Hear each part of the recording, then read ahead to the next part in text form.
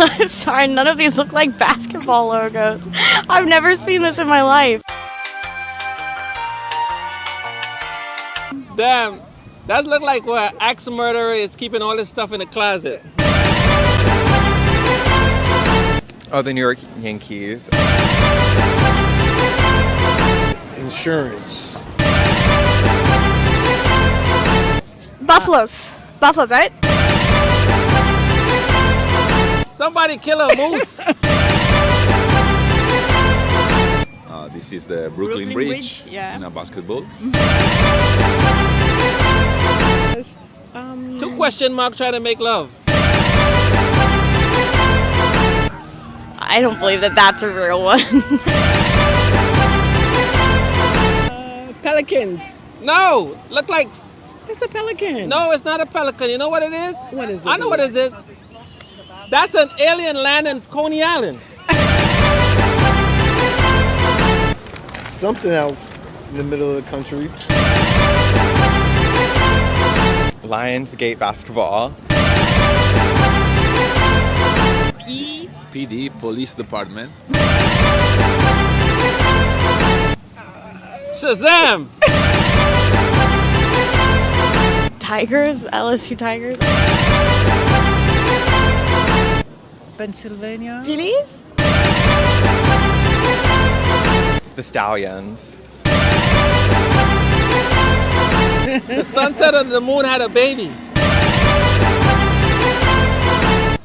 The exploding field goal. Honestly, the Hot Chili Peppers. KFC. Ant-Man's wife. 76. 76 and stars. Yeah. Mr. America captain baseball team. LA ball.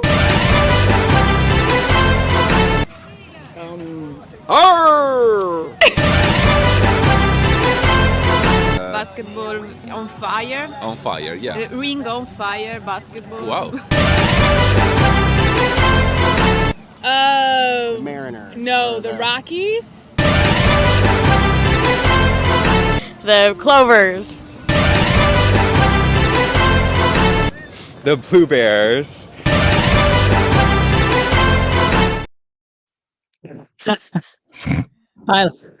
That's so bad. Welcome back to ITL. We talk hoops.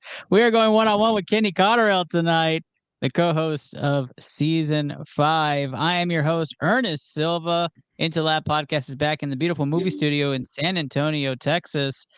Just one-on-one tonight. Nobody else, no producers. We're going to have some fun tonight. What's going on, Kenny?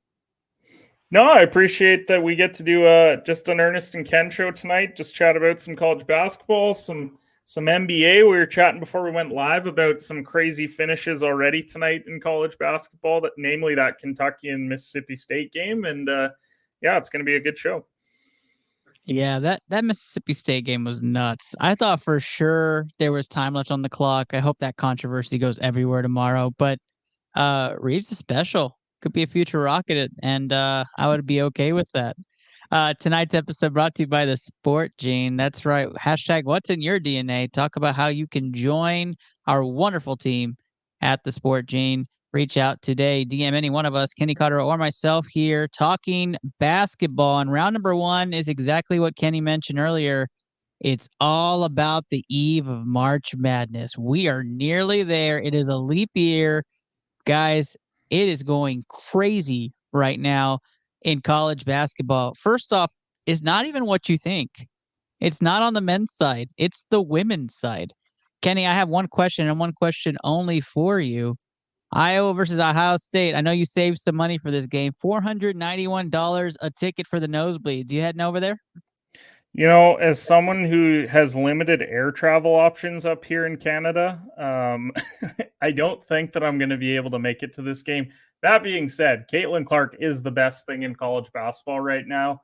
We don't truly have a star on the men's side of things. There's a lot of good players. There's not a Caitlin Clark, quite frankly. She's electric to watch.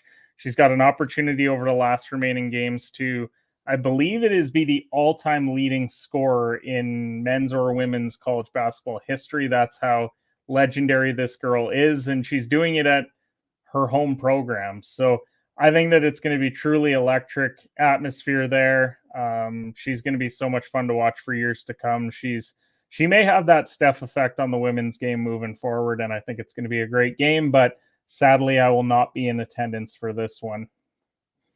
Yeah, 2 top 5 teams. If you haven't seen Caitlin Clark, you haven't watched some of the amazing highlight reels, you're probably living under a rock. She has been absolutely spectacular.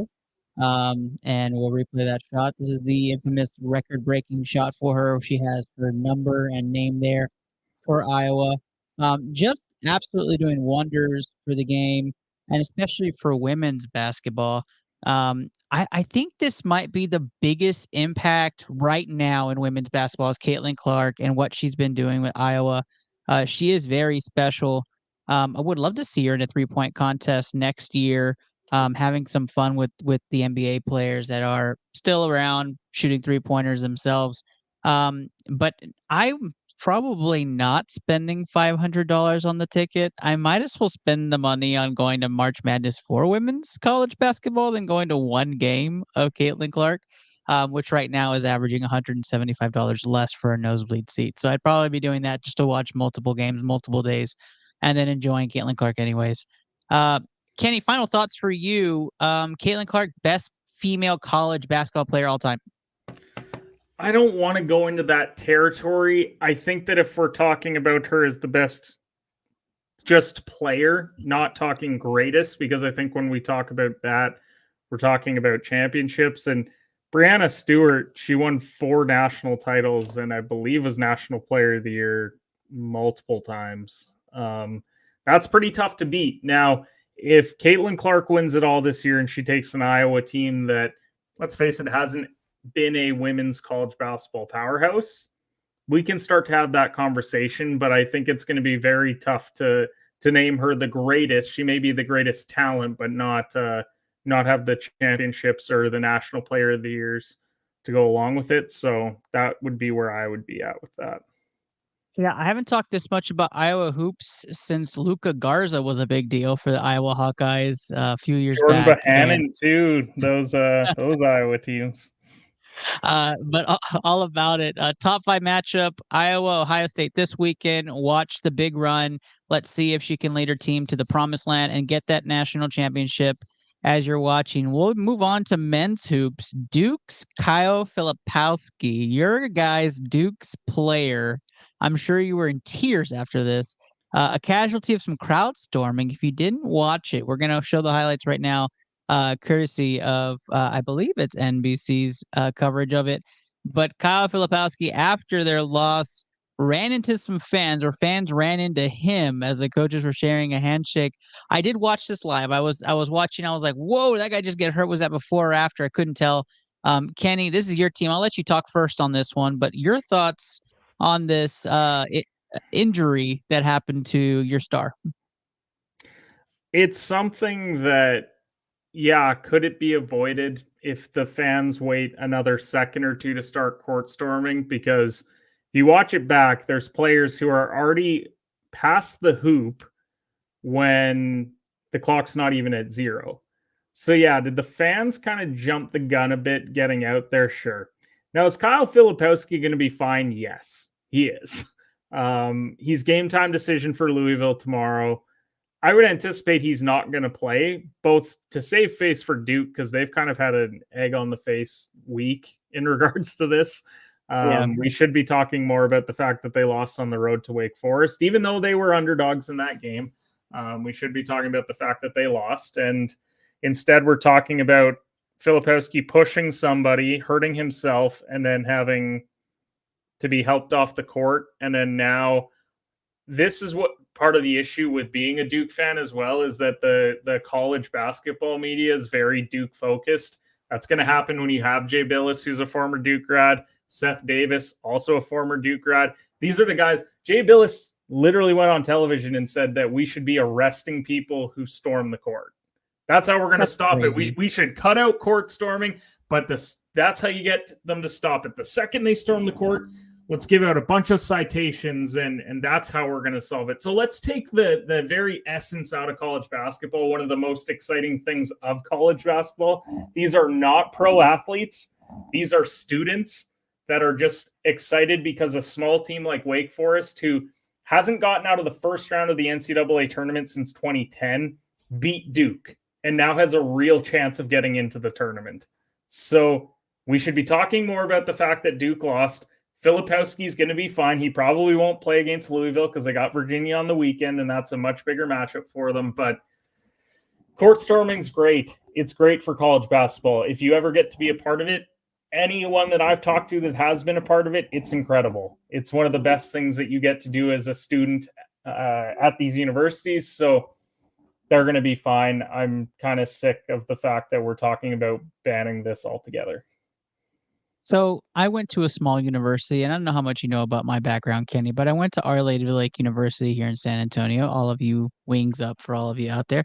I went to that. We don't have a lot of sports, right? It was a small fine arts university. We did have basketball.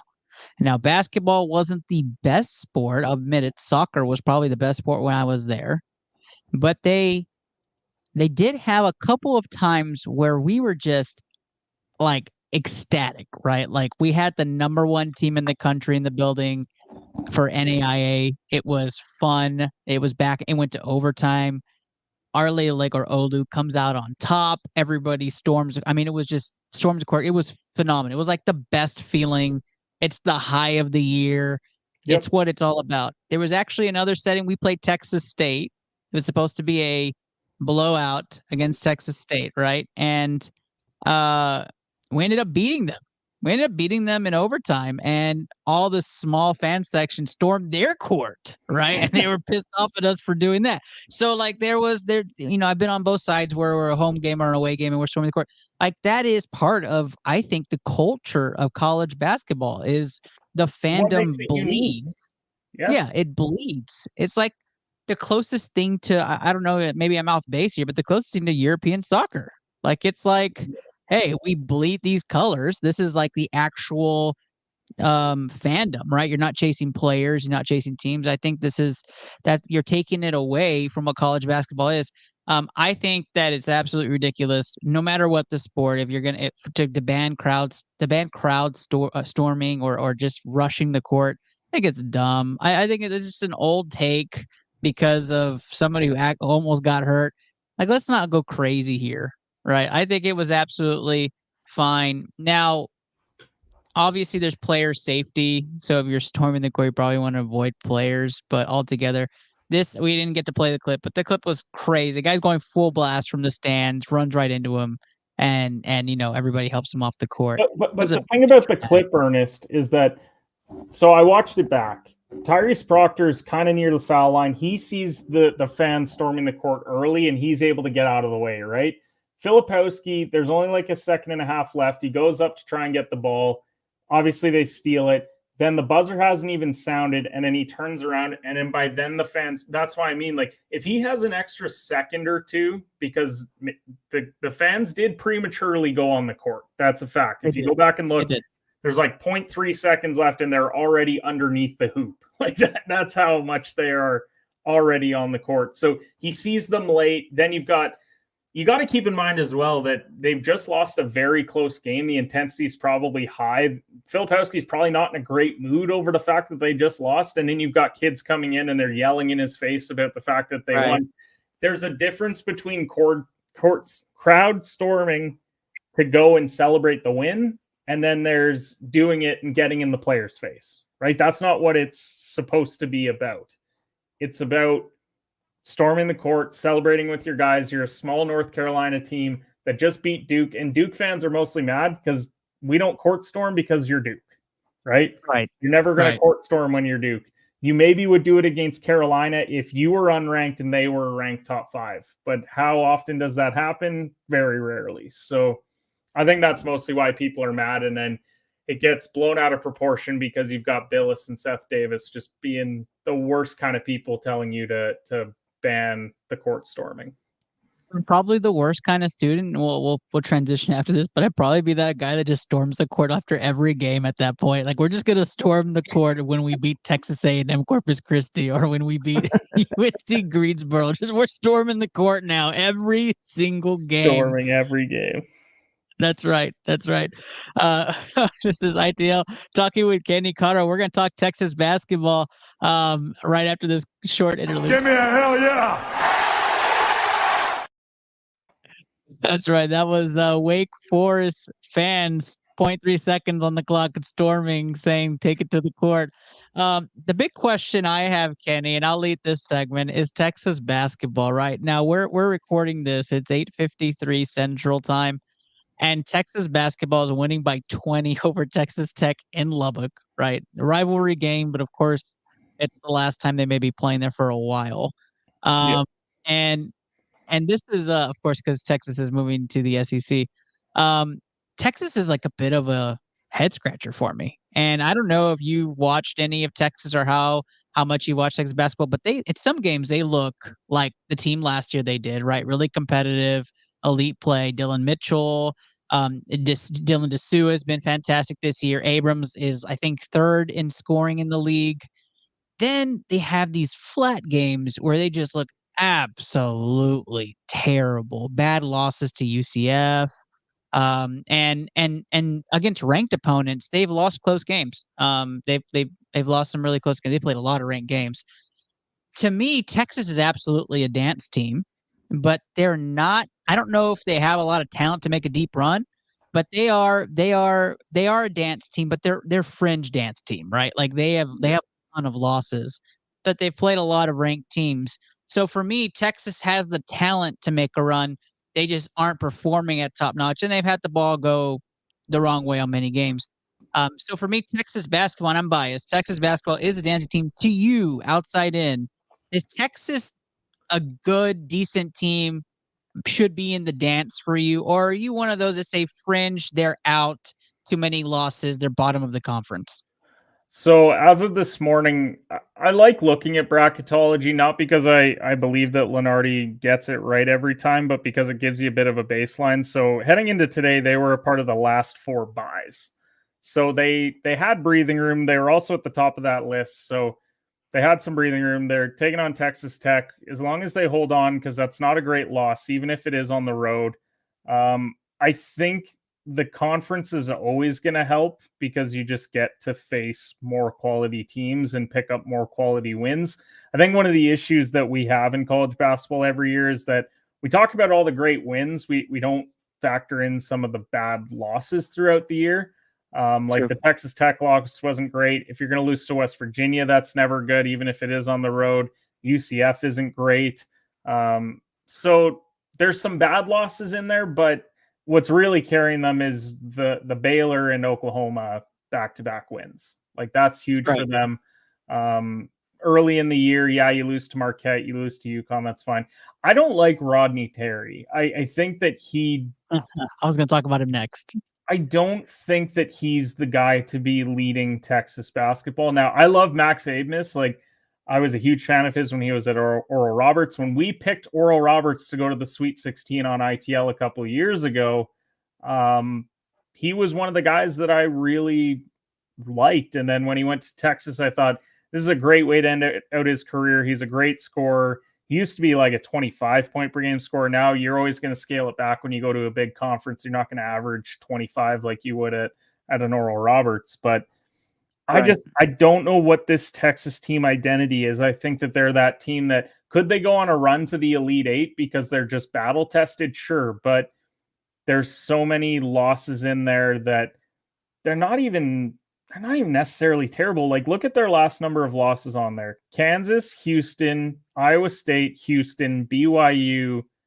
Those are their last five ranked losses. 5 ranked losses, but it's you look at the UCF and you look at the West Virginia, and that's what'll concern you in the Texas Tech. Now, getting Texas Tech back, that goes a long way probably in getting them into the tournament altogether. I also don't think that some of the teams that are behind them are going to be able to pick up the quality wins that they're going to need to get in. Like if we're looking at first 4 out right now, has Villanova, Utah, and Colorado. unless Villanova is going to go and pick up a big quality Big East win or two down the stretch, or they would probably have to win the Big East, quite frankly. And I don't know if anyone's going to beat UConn or Creighton there. Utah and Colorado, the Pac-12 is bad. You basically just have to beat Arizona to be taken seriously, maybe Oregon at that point. You start to go to next four out, Butler, another Big East team, Ole Miss. I don't think that they have the quality wins. So they're probably safe getting in. I can't take them seriously with Rodney Terry because I'm not convinced that he should be the guy. That's funny. Next question. I don't know either. And it started with recruiting, right? Like we saw the players he could bring in. He saw the influence. Like there were good players, but they were not great influential players to me. You brought back Dylan Mitchell because he obviously didn't have a good draft, heat check for him. And now you're running back and you've lost close games you probably should have won this year. You're struggling in game planning against teams who take it up another notch, and Texas has looked bad in some of these games. And I'm hoping it's just a part of so many new players that that join the system just takes time. But there's 4 conference games left. Like we are going to go to the conference tournament, and then it's March Madness time, and hopefully you're in. You need one win in the Big 12 tournament to solidify yourselves, is what it boils down to. Because other teams, they're going to pick up wins in their own conference tournaments. Texas, they technically haven't been great in Big 12 play. Like I think they're 6-8, but they still have opportunities down the stretch too. Like if you pick up a win, their final game is at home against Oklahoma. They're probably not going to get a lot of credit if you beat Texas Tech or Oklahoma State. If you beat Baylor on the road, then you certainly are going to be in the tournament at that point, because if you're sweeping a team like Baylor, they just won't leave you out. But whether you win a Big 12 game or not, you're in? Think so? If you beat Baylor on the road, I think you're in no matter what. If Texas wins as long as you don't lose tonight or Oklahoma State. Like if you lose to Oklahoma, they'll forgive you, but yeah. If they win out, they end up 21-10. The only unranked losses you would have as Texas would be that Tech, West Virginia, and UCF loss. Everything else is against ranked Big 12 opponents. And that's why they're giving them the benefit of the doubt of a lot of those losses are pretty close too. Like you lost against Houston in overtime. I remember watching that game. So that's one that I think you can kind of hang your hat on of like, look, we took on a top 3 team in the country and we gave them everything that they could handle. So quality of losses also helps. Like they don't have any super egregious, like got blown out by 30. Some other teams in your own conference have that. Like when Kansas, now they're going to be in easily, but Kansas, when they lost to Texas Tech is an example of that. Yeah, for sure. But let's transition because you bring up Houston. I think that's a fantastic thing to go and segue to.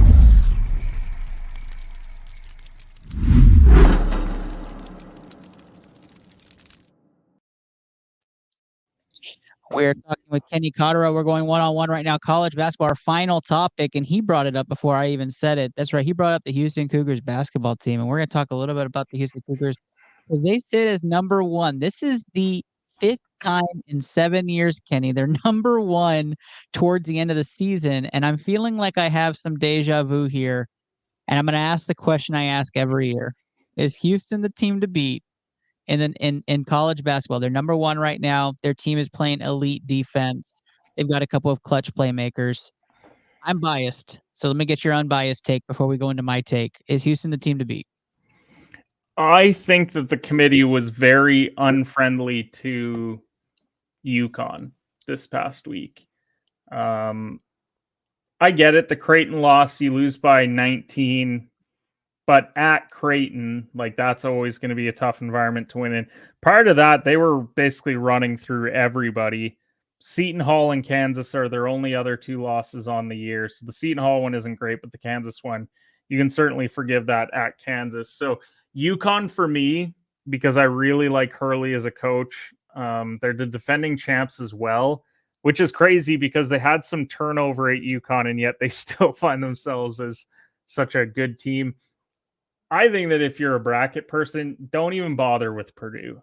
Purdue is the most fraudulent top 3 team potentially of the last 10 years for me. I think it ranks up there with Virginia for me. Yeah, I mean, Virginia, that's fair. And honestly, it's probably ranked with Purdue last year. So they can go along with the other Purdue team that was there. Because it's the same freaking team that just got bounced by a 16 seed. Now, the last time that happened, Virginia then went on and won the title, and then it was egg on the face moment. But I don't think that's the case here because Zach Edey he's an eyesore to watch. And I'm a Canadian, and he's a Canadian, so I'll probably get hate for that. But I think that if he doesn't score 25 and get 15 rebounds, then they're going to go home early. So my only concern with Houston, they're number 2 for me. They're just slightly behind UConn. I worry. I love that they have good guard play, but I think that they're susceptible to not being able to keep up with teams from a scoring perspective. Now, that defense is incredible. But if you get that night where a team hits 10 to 12 threes, and they cross 70 points for whatever reason, I just don't know if Houston will be able to keep up with that. So that would be my only concern on the Houston front. And that's why I think I like UConn a little bit more, because I think they can beat you in a knockdown, drag it out game, but they can also beat you by scoring 90 or 100. So that would be the only reason why I would have a bit of doubt about Houston, because I really like just your guard play in general. Cryer, Sheed, like there's just a ton of talent there. Yeah, very guard heavy. And You do want that in March, to be fair. Yes, and I will say this is probably the best defensive team overall to the scheme that Sampson has had at his disposal in Houston. They have been absolutely phenomenal. They swarm the ball. They lead the nation in defensive possessions, and they still have an elite defense when it comes to their rankings. They're top 10 overall. I love LJ Cryer. I think he's a clutch performer. He's what Dick Vitale would call PTP, right? Primetime performer. I think he's he's phenomenal. And when you watch the Cougars basketball team, impossible to beat at home. And they play such stout defense on the road that they just swarm around the basketball. Turnovers are their friend. The reason why Cougar basketball doesn't translate past the Sweet 16 as often is because that defense lightens up a bit, right? The shots start falling, the rims get a little bit lighter, and it gets a little tougher to keep up. And if you look at the Cougar 3-point percentage on the team, their best 3-point percentage is LJ Cryer. He's shooting 38%. And it goes down. It goes down from there. And it's not impressive. And so they may not need high output right now, right? Because that's not Cougar style, but they will have to find another gear again in this dance. And so if you are betting, so we are a betting show, but if you are betting and you're thinking Houston Cougars is a good bet, right? You want to see what those matchups are and how they're matched up against high volatile shooting teams when they get into their bracket. And that's something I'm going to look out for Houston to see if they make it to the Final Four this year. I'm really hoping they do. To me, they're not the best team in the nation, but they are right there in the top 3. And I do like UConn a lot. I think that they probably should be number 1 right now. I'm going to bring up the college basketball standings. And they do have Purdue and Arizona up there as far as their the power index. Is that what they have on there? Let me change up it goes Houston, Purdue, and then UConn is kind of where the AP poll is at. And then I think Tennessee came in at 4 today. So they're a little bit lower on Arizona. Arizona hasn't looked great at times. But if we're talking about like high volume shooting teams, it's why I get worried about a team like Alabama.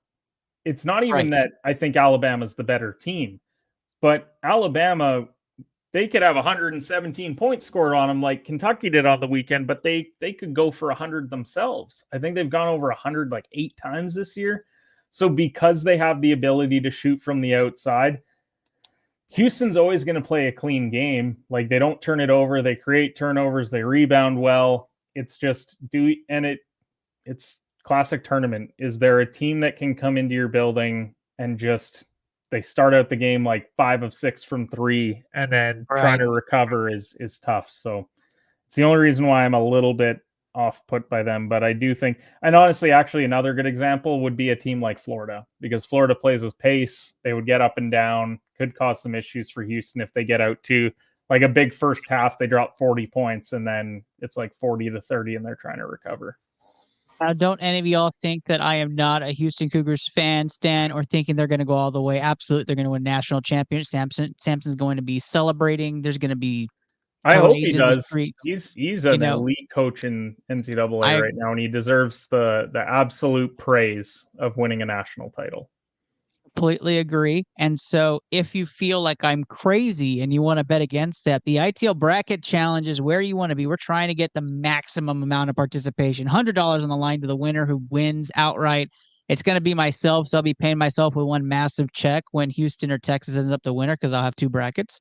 And you guys will have to just watch me accept that $100 check.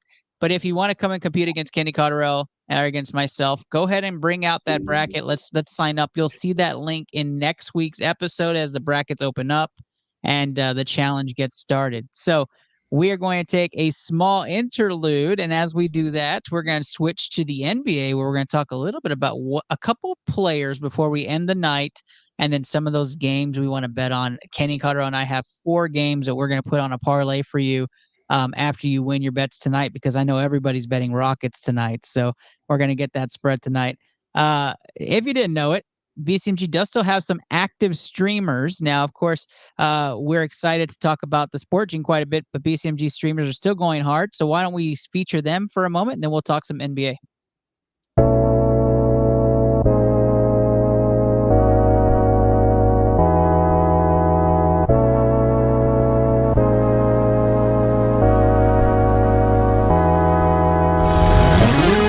Jill going down the hill. Gonna go fetch Jack in his little pill.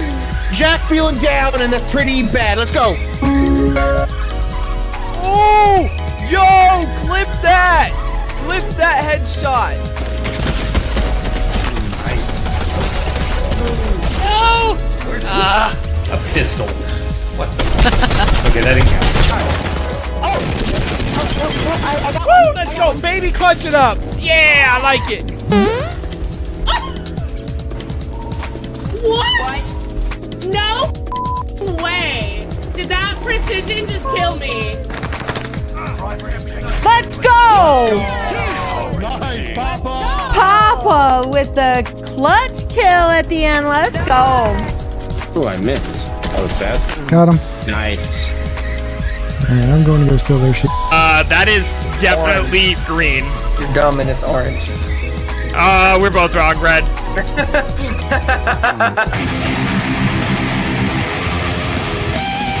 I could get that solo if I tried it a couple times, but we'll come back to it.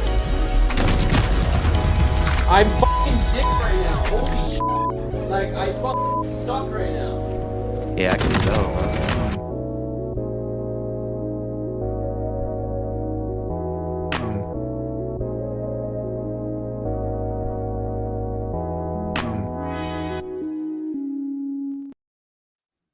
All right, it's round 2. We're going to talk about the great NBA debate. We are here one-on-one with Kenny Cotterill. We're going right into some NBA action. We're going to end tonight's show with this last segment. We have 5 players we're going to talk about. We're going to talk about a few things, right? Where they're at right now, what we feel their future is, and then where we think they end up next year. Let's start off with some of these names, some injured right now, which is why we're going to talk them out. Let's start off with Trae Young. I think Trae Young is super interesting, right? Atlanta has a huge decision to go with DeJounte Murray or Trae Young in the offseason, and there is a ton of belief that they may move on from Trae Young. Now, they're absolutely 500 since getting Trae Young. They have not been better or worse with him or without him. So, Kenny, if I had to pick on this player and say, what is he? I mean, this is just basically a high volatile shooting point guard and runs an offense efficiently in transition and does it pretty above average in the half court. He gets compared a lot, not fair to him, but he gets compared a lot to Luka because that was the trade, right? Like he gets compared and it's not really fair because they don't really have the same playing style, nor do they have the same system. So, Trae Young to me is just a high volume shooting point guard. And he is going to be, and I'm sorry, I'm not even showing, but he's going to be making $40 million next year. Okay. So that's a lot to consider. There's only so many teams that can afford that, especially with the new trade rules. He's going to be making 40 million, 43, 45 thereafter before he finally has an early termination option. There's the rundown. Kenny, your thoughts on Trae Young before we give our thoughts on where he's playing next year? I think we thought after Trey took them on that Eastern Finals run a few years ago that he was maybe a guy that was capable, maybe not of taking a team to a championship, but to a finals. And I just wonder if the ship has sailed on that. I think the situation isn't great for what you want Trey to be, because what you really want is for him to have a big guy. He would be great with an Embiid or a Jokic, because he really wants a pick and roll type big that, and I mean, that's easy to say. Like, of course he wants to be with a top 3 player, but I wonder in Atlanta. I mean, first of all, the roster's not great. They've had some turnover. I think the organization's a bit of a mess. We've seen that with head coaches over the last number of years. Jalen Johnson, I talked about him on a show earlier tonight. I think that he's a guy that could help Trey moving forward, but they have a lot of guys, not stars, just a lot of guys, quality pros, you would call them. And I just wonder if the ship has sailed on him being a number 1 option on a championship team like we might have thought he could have been a couple years ago. So if you're in the league, right, and you think of scenarios of trades available for players and different teams that are trying to contend and move up, where's the spot you have him, or does he stay in Atlanta? The problem is, if he stays in Atlanta, what can you go and get to help him? Now, I think that the trade pieces are there to potentially help him. Just who's a guy that would fit alongside him? And as I said, there's not a lot of guys that I think fit in perfectly with his playing style. I honestly think Sabonis would have been a guy that you would like to pair with Trey, because he can play in the post, but he's also really solid in the pick and roll. Maybe it's a guy like Markkanen, because Utah's not trying to win games. If he was to remain in Atlanta, you go and you give up probably. You would hope to keep Jalen Johnson, but you could give up Bogdanovich, Bey, couple picks, maybe Capella as well, and maybe that lands Markkanen. But again, I don't know if that gets you any closer, because I don't think that Trae Young, Lauri Markkanen, and Jalen Johnson are doing anything in the Eastern Conference, especially when you've got Boston. So I think Trey is kind of stuck for the next little while. He's only 25.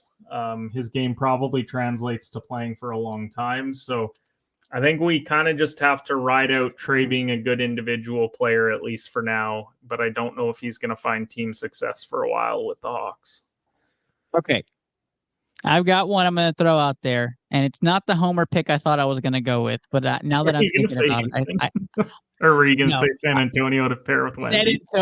San Antonio is where I was going with it. Pair up Wemby and Trey. They do need a point guard, so I get it. You need a point guard. And he plays with a big, right? Even though Wemby doesn't consider himself a big at 7'3", but like let's be honest, like that would be a pairing, right? Like it would, yeah. That would be a good 1A 1B combo, and you have Trae Young, who's been in the league, half a decade and at least, and can show the ropes to Wemby and not put all the pressure on Wemby. I think San Antonio would be a really good place, and they have the pieces to trade back. My own take. Wouldn't it be a full circle moment too for San Antonio to trade DeJounte to Atlanta, just to then have Atlanta trade Trey to San Antonio? Yeah, absolutely. Absolutely. Or DeJounte just comes back and Trae Young stays there. I'm not sure what I want more at this point. Just give me all the drama. Yeah, exactly. And Joshua Mays chiming in. I know some of these words. Hope you're having a good night. Thanks, man. Thanks for watching the show. I appreciate the support. Let's move on. We have another fun topic and another fun name, Joel Embiid, right? Joel Embiid is obviously MVP and has been rumored to not want to be in Philly since the exodus of James Harden and the continuously turnstile of his situation there in Philadelphia. He's hurt again, not eligible for All-Pro or MVP status this year, and is going to be out at least another 3 to 4 weeks. Philly's playing hard. They're trying to stay in the Eastern Conference, but there's not a lot of talent on Philly to keep up compared to the other teams in the East. Kenny, is Joel's days in Philly numbered, or do you see him continuing his rise there in Philly? I think when we look at Philly, it's a lot like you have an inflatable raft, and then you just get a hole, and then you try and patch it, and then another hole pops up, and then you try and patch it. They had the roster 4 years ago or 5 years ago when Jimmy Butler was there and Ben Simmons was there and JJ Redick was there, and they made the wrong decision. They said, see ya Jimmy, see ya JJ, we're building around Simmons, and then they moved off of Simmons. They brought in Harden. That clearly didn't work out. And now, like, I don't know what else, because Philly's been trying. We can't say that they've been stagnant. You've got a center that can't stay healthy, but when he is healthy, he might be the best player in the entire league. He's averaging 35 this year or something crazy. Like, he was a monster for them when he was playing. Maxey stepped up this year. Maxey's going to be the most improved player. They added Buddy Hield. They added Kelly Oubre. They kept Tobias Harris. They somehow got out from under Al Horford, and now they're stuck again. And I think we're ruling Philadelphia a failure because they haven't got to the East Finals, but they continually lose to Milwaukee and Boston or Miami, good teams. It's not as if they haven't done it. They even fired their coach and brought in Nick Nurse, which I thought was what they wanted. And now Joel's doesn't want to stay. So I don't know what works for you, Joel. Are you hoping that Kevin Durant and Devin Booker are going to call and say, hey, come play with us, and we're going to move Bradley Beal and a few others to Philly? I don't know what other situation works for him. I don't know what you think. Well, I feel like the players they had with Tobias Harris and Tyrese Maxey, they are financially strapped too. If you're Daryl Morey, what are you expecting to do, right? Yeah, what are you going to do? You'd have to get rid of a slew of players, and then now you're gutting your team. Yeah, you can hope for a PJ Tucker to come back, or you can hope for some of these glue guys to come in and help you win a championship. But then you're just you're reinventing the wheel, and you don't need to reinvent the wheel, right? You got an MVP caliber player, you've got the pieces. It's just a matter of making the scheme and fit work to me. I think Joel Embiid has a spot now. If he is unhappy and he does not want to play for Nick Nurse, and this is not it, then if you're Daryl Morey, you make a hard decision, right? You're going to be paying somebody $50 million to be unhappy on the team, and you can't fill a roster to suffice the talents around you. Ernest, I don't know if you know this. Do you know how many players, if the next year's season started today, are under contract for the 76ers? I'm going to guess 20 players? It's only Joel Embiid. It's only Joel Embiid? Everyone else is expiring.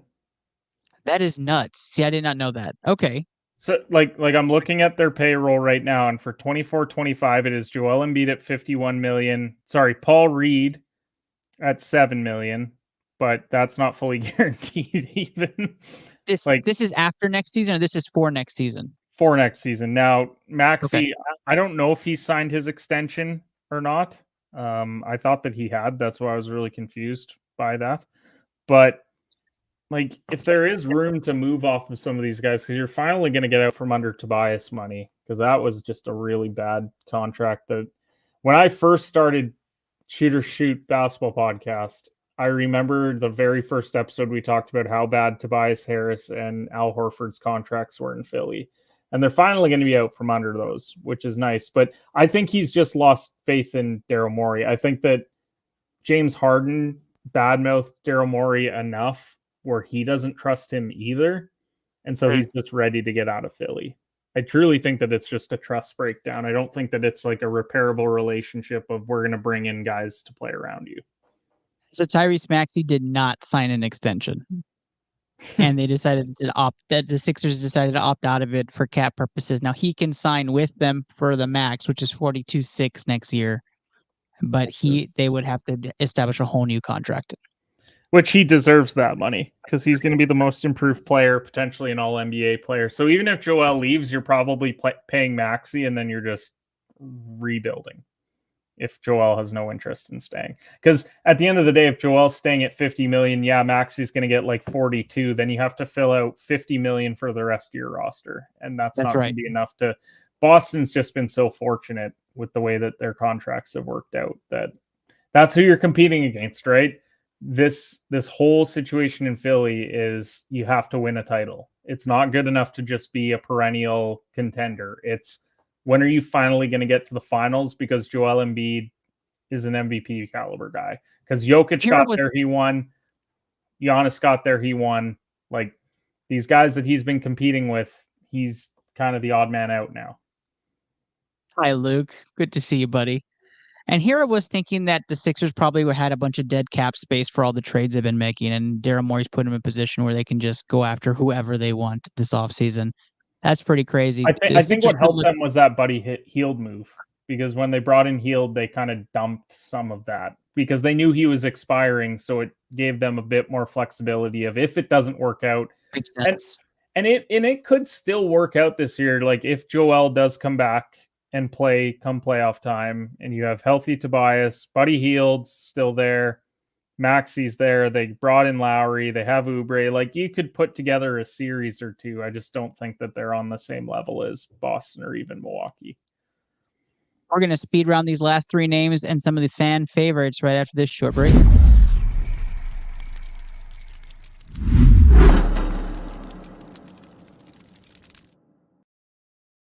Okay, we have some two not so serious ones, but then we have a very serious one that you and I are going to disagree on. So let's talk this out. Let's go first. You know, I had to bring him up. It wouldn't be an NBA show if we didn't talk about him. LeBron James is up next. That's your guy. You got your Lakers hoodie on. I see it. LeBron James rumored to have a 7-digit contract on the table from the Lakers. Where is he playing, Kenny? I mean, he's probably playing in LA, but he's not playing seriously in LA at that point. I mean, I think last year people felt like the Lakers were just going to be back. And it's like, no, LeBron's going to be older. And Davis has been healthy this year. And that hasn't mattered. The Lakers are still not good. They're bad. But it's tough to take them seriously because LeBron doesn't take the regular season seriously. He feels like if I'm the 9 in the play-in, I'm going to win that game. And then I'm going to be the 8, and then I can beat OKC or Minnesota. Like, good luck seeing me in 7 games. I think that's the way that he views it. So it's very tough to evaluate the Lakers with where they're at, but I don't know. They're gonna pay him. LA can't afford to lose LeBron. He just brings so much value to the table because people will go and watch 40-year-old LeBron. That's just the way they will. But the big debate is not only Bron, it's Bronny, right? Like Bronny is going to go into the draft. Now, is Bronny going to come out of the draft? This year's draft, though. He's already next year's draft. They're already draft scouts are pulling him from this year's draft. They're not even considering him as a prospect because he's averaging 5 points at USC. So 5 magical points, mind you. Okay, 5 magical points. I still think that he's good. I think that he is in a terribly coached program right now that was supposed to have a lot of talent, and they just haven't performed. And he's not getting a lot of minutes, but he's shown flashes where he could be like a spot-up shooter in the league. He's just, are you really drafting a guy to be a spot-up shooter and that's it? Probably. Right. Do you feel like no matter what, when Bronny comes out, that's where LeBron goes to play? Whoever drafts him gets LeBron. Are you under that same assumption as a Lakers fan? I don't know. Did you see the LeBron deleted tweet yesterday? The one where he... No, what was that? There was an NBA draft thing that was saying that exact thing about Bronny, and then he went off about Bronny's paving his own way and all this. Oh, yeah, I did read that. And then deleted it. Let the kid be a kid. Let the kid be a kid, and it's that's just not the reality. It's your son. That's just you called him Bronny. What did you think was going to happen? Well, you can't call yourself King James and then say let the prince leave the prince alone, right? Like, I it's not mean, real he life. also said that he doesn't want a farewell tour because he doesn't like the attention, but he's the one that got the chosen one tattooed on his chest when he was like a teenager. So I don't know. I don't know what to believe with him. It's all smoke and mirrors. I think Bronny, maybe. I think that's probably not at the top of his priority list anymore. I think he truly does care about hopefully getting a 6th championship so he can solidify being the GOAT, but he's just not going to get it with the Lakers. Yeah, I think LeBron returns to the Lakers and some crazy deal with a player option all over again, and then he ends up wherever Bronny comes out. Unpopular take, though. I'm going to say it. I'm going to put it on the record. Bryce is better than Bronny. Ooh, that's an interesting take. Is that based off of all the high school tape that you've been watching of Bryce? That's it. Just the highlight videos that they actually show. I haven't been at any games. I'm just telling you right now. See, that's why you can't go to Iowa and Ohio State, because Bryce is playing this weekend, so you've got to head to his game. And it was $500 just to go watch him play. So, I mean, those games probably would be $500. I'm going to do it for the show. Kenny, I know nobody outside of this show is talking about it, but Jalen Green, right? Jalen Green has been an interesting topic. Inside voice here. Jalen Green is absolutely not ecstatic about his role right now with Houston. He's trying to figure it out with Ime Udoka and playing in the system. He's gotten better all around as a player under Ime, but he is not that featured scorer, nor has he had a great year. It's been his worst year production-wise as a player. But he's part of the Big Six young core, right? And Houston may end up having two more added to that core. There's not enough basketball for all these young core members and veteran stars on this Rockets team. Now the Thunder have had this problem. The Spurs have had this problem. Everybody has this problem when you're rebuilding. But Kenny, Jalen Green is now a subject of being probably part of a big trade this offseason for Houston. Do you see Jalen Green in the same light, or is this just going to be they need to get him out of the books? I was unaware that there was a Big Six going on in Houston, so I'm glad that I've learned something here on tonight's show. I need that TikTok bit where there's surprise, surprise. surprise, surprise. I mean, if I'm Houston, if he doesn't want to be there, I'm not overly worried. Because first of all, he's gonna command an okay return. Because he's young, he's clearly shown promise.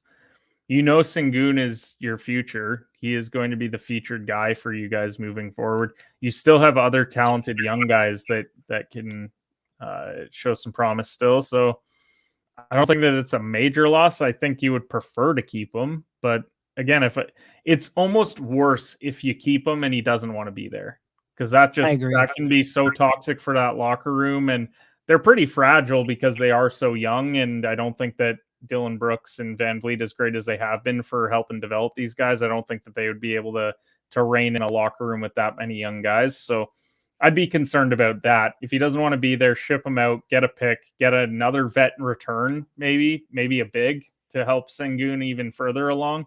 There's a difference between vets that play and just vet minimum guys. So if you can get one of those guys, that's huge. But I just want to go get Trae Young and put him on the Rockets. I mean, yeah, 2K wise, that'd be phenomenal, right? All right, like, fine. Just straight up swap Trey. Come on over, Jalen Green. See you later. We'll maybe even throw in Jay Sean Tate. Now, if you wanted to get cute with it, right? Jalen Green joining DeJounte and Trae Young, since he has only a $14 million contract, sending Capella back to Houston. You'd want Capella and then throw in like Sadiq Bey. Call it good. And a pick. Yeah. And a pick. I think that's worth it. It would get interesting, but yes, that would be intriguing for Houston to do. I don't know if there's any rotation spot for Bey at this point, but it would be interesting to see what kind of trade would draw up for that. But I'm gonna go with my account, right? I am all about Jalen Green. I do like him as a player. I think he's going to continue to be a star. I don't want to give up, but Cam Whitmore is very good. Yeah. Like Cam Whitmore. That's what I mean. You have young guys, so that's why. Yeah. Cam Whitmore, you have to give him the shot. And Jalen Green's in that way. So it just depends who you believe in more at that point. And I believe in both. I just think Cam Whitmore's special too. So who do I like more? It's going to be tough. And Amen Thompson has been phenomenal since he's been back from injury. As Houston carries a 1-point lead against the Oklahoma City Thunder at the end of the first quarter. But if you had to pick a Kenny, where's Jalen Green playing next year? I will say that he's playing in Houston still. I think that they'll figure out a way to keep him. There you have it. We're hitting our last final player here, and it was brought by Kenneth Cotterill himself. We're going to differ a bit. Here we go. Kevin Durant. Kevin Durant is that final player. Kenny, give us a rundown. What do you think about Kevin Durant? No, you know what? You said that we were going to be differing, so I brought up the player. So. You go. Okay. Kevin Durant, some guy named Durantula out in Phoenix. He's been playing somewhat good ball past 10 years. At the very least, been playing good balls probably for, 2 decades now. He's been in the NBA since when? About 16, 17 years? Yeah, it's been a while. The Durantula played for the great University of Texas basketball. Can never forget that. And has been on notorious teams like the Warriors and had his championship runs and then had his Brooklyn stint. And now he's playing in Phoenix with Devin Booker and Bradley Beal. And that's been a very roller coaster ride there in Phoenix. They've had some very big ups, but they've had some very low lows in Phoenix. And it's been tumultuous, to say the least. Okay, my take is this. I believe, and I'm in the minority, I believe Kevin Durant can lead a team to a championship.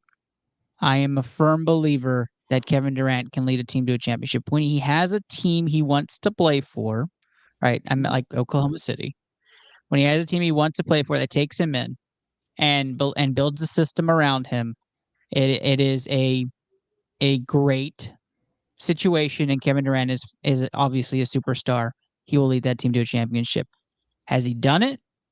He took a team to the finals that way, but he didn't win it. He joined a superstar team and won it. So if I'm Kevin Durant, I'm in the legacy. After this year, if this year does not work out, I'm out in Phoenix. I'm in the minority on that, but I'm out of Phoenix. I'm not staying, right? I am not staying in that situation. Now, Kevin Durant, his contract, he's making a cool $50 million, right? So in order for him to go, he would have to be traded again. But I don't think I'm staying in that situation, and I'm joining a team that has a core and the assets to trade for me. And I'm rekindling, and I'm going back to my roots, and I'm going to OKC. Ooh. And OKC sends over some key contracts of the Giddies of the world, sends over a Dort maybe, and then some assets back because they have assets galore. And Kevin Durant and Shai with Chet Holmgren run it in OKC next year and make the big run back to the finals.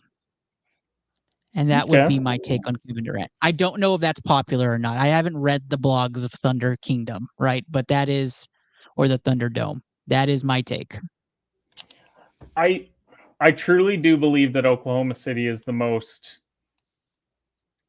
that's the best destination for any player that wants to win a title late in their career. Like LeBron, if he was serious, would see what OKC's interest is. I agree.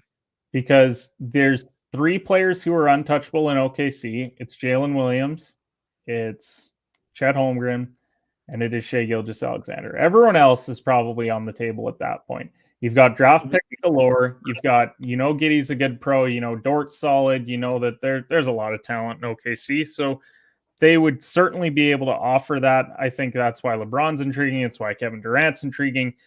Anyone on the Clippers is probably intriguing if they don't win it this year. Now, the reason why I wanted to bring up Kevin Durant was if the playoffs, and I'm doing it based off of today.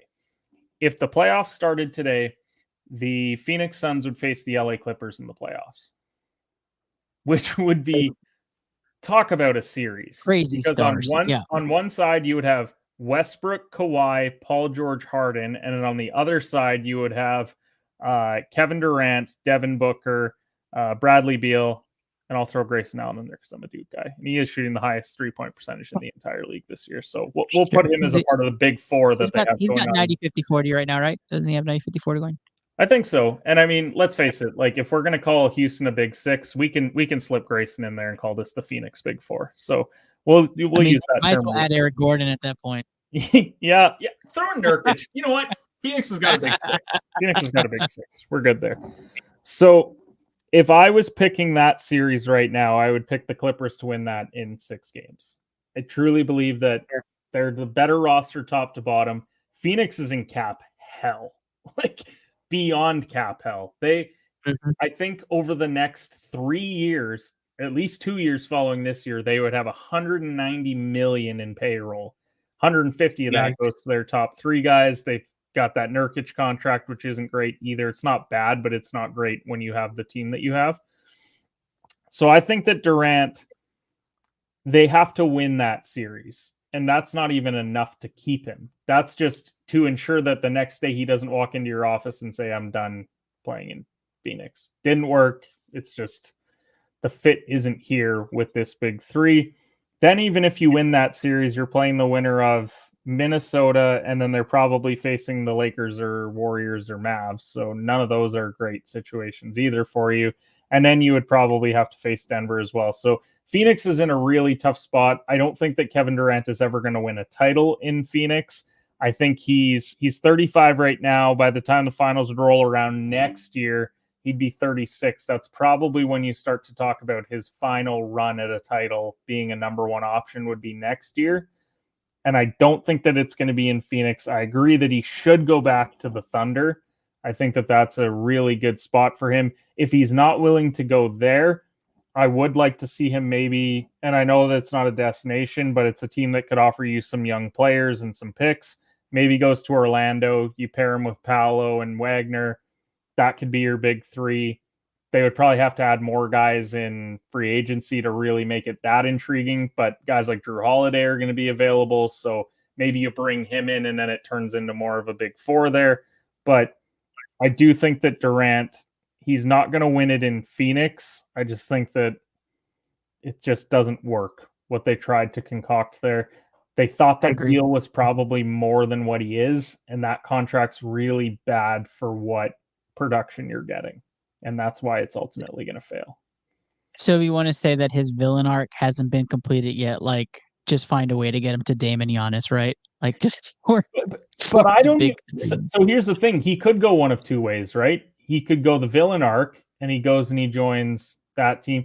Maybe he goes to Philly of all teams because they've got room, and that's how Daryl Morey convinces Embiid to stay. We get Durant, Embiid, Maxey, because let's face it, everyone's played with Embiid. We had Simmons go through there and Harden. We need the full Brooklyn Nets big 3 to go through Philly to play with Embiid, so we get Durant to go there. And then they would have a bit of room to maybe add, like I mentioned, Drew Holiday. Maybe you add him as well. And then that's how Philly keeps it together because they're going to have so much room. Or he goes the wholesome route, which would be the OKC route. If he went to OKC, they won a championship. He delivers with Shea. He gets all the credit because he's Durant, but Shea is probably past him at this point as far as like players in the league.